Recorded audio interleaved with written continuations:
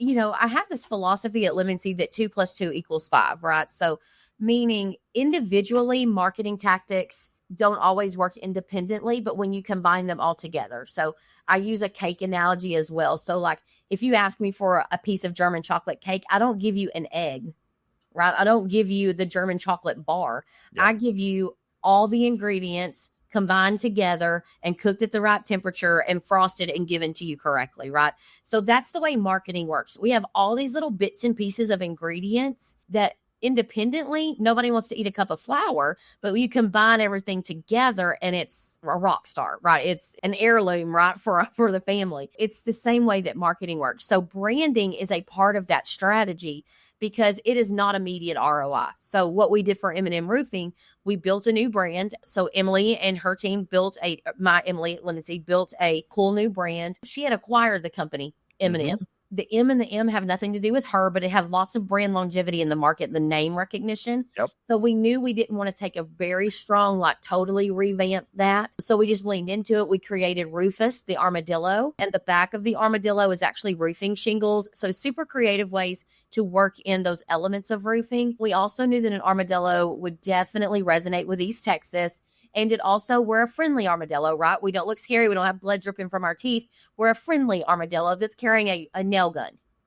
And so we created him because we knew to stand out in this market, we had to do something that no other roofing company was doing.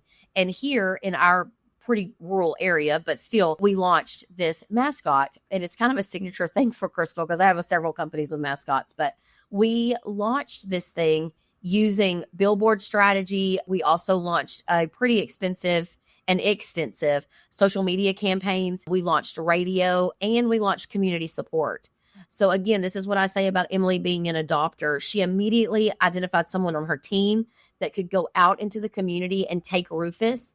And so now they are at everything. Every time you turn around, you are seeing Rufus the armadillo. He is at kids programs. He's at festivals and fairs. He's on social media. He has his own vibe.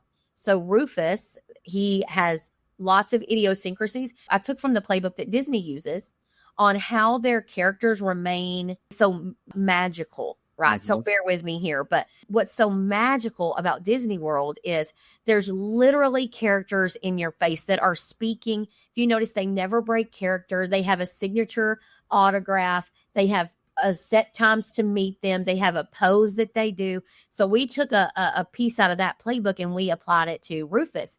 So Rufus is constantly reiterating M&M Roofing everywhere he goes. M&M Roofing is on Rufus. So it's very evident on his cowboy hat. So it's very evident that he's there. Again, though, I want to be clear. I had to tell Emily, and she knew this because she's a risk taker. We probably did not sell one roof for the first 6 or 7 months specifically because we did all of this community support. We knew we had set clear expectations with ourselves that what we were doing was building something. We were in a building phase. So you don't go move into a house the minute the slab is poured, right? You got to wait on the walls and, it's a process, but you don't get mad that you can't live in the house as soon as the foundation is poured.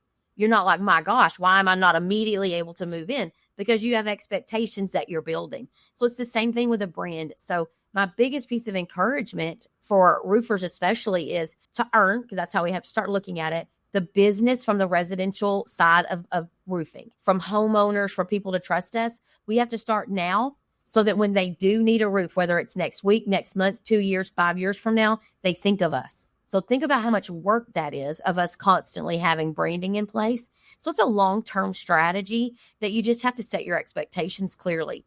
So you can see now that if you have a very generic name or logo or no character or icon, it just blends in with everything else, how much harder you have to work. Because there's nothing about you that's unique or different.